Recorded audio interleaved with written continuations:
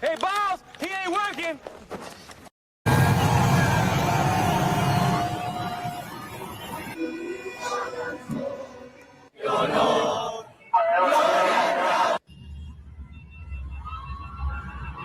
¡Alcanza la vista! ¡Esto es Caracas, papá! ¡Se acabó! ¡Sí, lo logramos! ¡No, que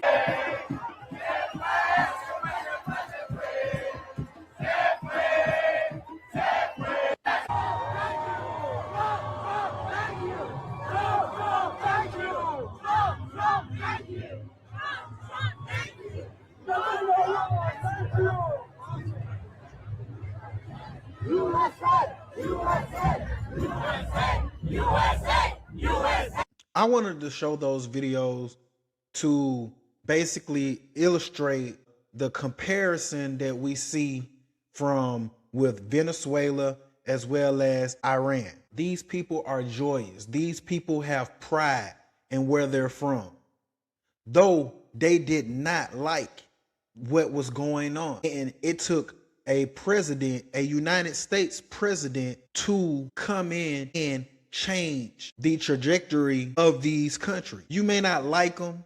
You may disagree with his policies, but you have to give credit where credit is due. These people were being suppressed. These people don't know unless they're here. They can only dream about the freedom of speech, the freedom to protest, the freedom to do whatever you want to essentially do. We can sit back and we can criticize. We can sit back and look at things from our point of view, looking outward, but we can't tell. Like, I've been seeing a lot of videos from a lot of people discouraging this and pretty much against what the Trump administration and Israel has just done in Iran. But the proof is in the pudding, and we should be proud to have commander-in-chief that fights for the people, that fights for home. You know, we can speculate, why are we over there? Why are we doing this? I think it's for a multitude of reasons. We have allies in the area. We also can benefit from this as well. So you kill two birds with one stone. I'm not going to even sugarcoat it. But we can't sit here and act like this is not remarkable. It is a blessing to actually see this in our lifetime, because a lot of these people haven't seen this in their lifetime. They have been oppressed for 47 years. Think about that. Let's keep it going.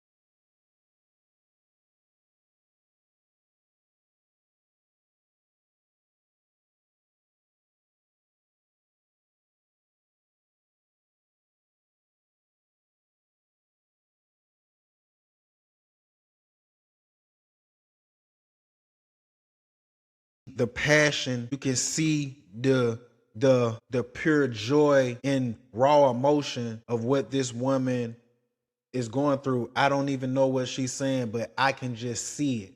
And that's a stark contrast versus what we see here in America when we see certain protests. I don't see this in Minnesota. I don't see this in our protests. You know why? Because we're so privileged over here. And we got to be more thankful for what we have and what we stand for as a country.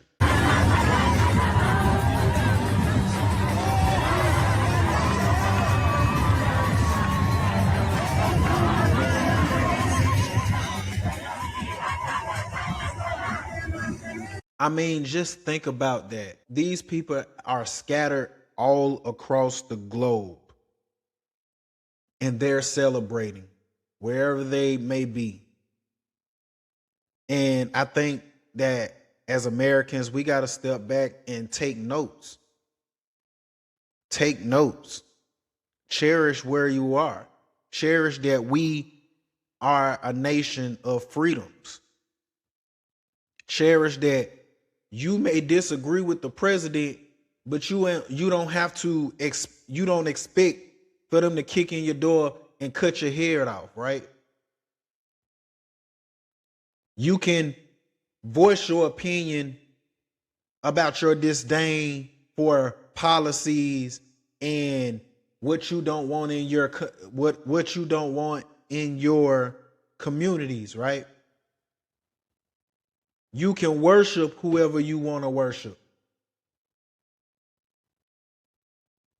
And I think that the bottom line is we got to be more thoughtful and think before we get on the internet and just type away. We got to think before we say anything, because you don't know the struggles of everyone and why everyone is fleeing here. Now, I think that we should be harder, more stern on just letting anybody in here? Of course, 100%. I do believe that. But in the same breath, I do recognize that I have the liberties and the freedoms that others don't quite have. And so if we could be in a position to give others what we have, hey, I'm all for it.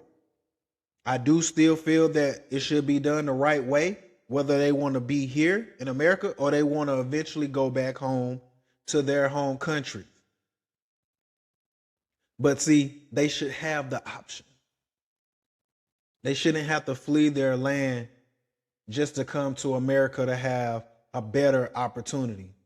They should be able to want to make Venezuela great again. They should have the opportunity to make Iran great again. You get what I'm saying? And so I want to show a few people that have a lot of pushback for these liberals, for these leftist protesters that don't believe that this was great for Iranians across the board and for what Americans don't understand or don't really know. Let's review. I don't know what conspiracy channel or commentator some of you are watching right now, but every liberal, progressive Iranian American that I know who campaigned against Trump is celebrating these strikes right now. For years, I've watched politics divide people on issues like this, so let's just clear this one up. I was at the protests, every single one, and every Iranian there was begging for intervention. To be against what's happening right now is to be pro-rape, pro-torture, and pro-murder, because that's what this regime has done to its own people. They massacred tens of thousands of protesters just in the past few weeks. Think about it this way. If a man you despised showed up to stop the monster who slaughtered your entire family, would you really grab his arm and say, "Not you"? That's what some of you are doing right now. So yes, you can hate Trump's immigration policies. You can despise ICE, fine. But don't make Iran a sides thing. Iranians wanted this. This is our only chance, maybe for generations, to take our country back. So step aside, please. You watch CNN and some of these networks and they just can't help themselves. They're like, trying to bait questions like, is this what the MAGA base voted for? Wars every day? No, you stupid fuck. This is not what we voted for. We voted for a leader. We voted for somebody who, when there's a problem, takes care of it. And if it means war, it is what it is. It's not like some bullshit, old school Dick Cheney, fucking George Bush. We own half of Halliburton, so let's create a war so we could sell ammunition. It's not a fucking Bill Clinton. Let me wag the dog because I'm getting head in the office over there. You know, this is like a guy who actually sees a fucking problem and takes care of it. You guys are on the wrong side of fucking history the last 10 years, and enough is enough. You fucking people are protesting. How stupid must you feel or think if you see people in Iran partying with American flags, Israeli flags, you know, the people they hate so much because they just liberated them, and your stupid ass is in New York City going, oh, this is bullshit. They never asked for permission. You don't ask for permission when the fucking deal is done. Fuck you. I think he summed that up pretty well. Like, you can't argue this. We can't continue to take things for granted, as well as we have to still continue to give credit where credit is due. I think the Trump administration did a great job. I believe that we have more information to come, and so stay tuned. Sippers, sippets, y'all let me know what y'all think in the comments. Remember to like, share, subscribe, and hit that notification bell. It's your boy Mercy. I'm out.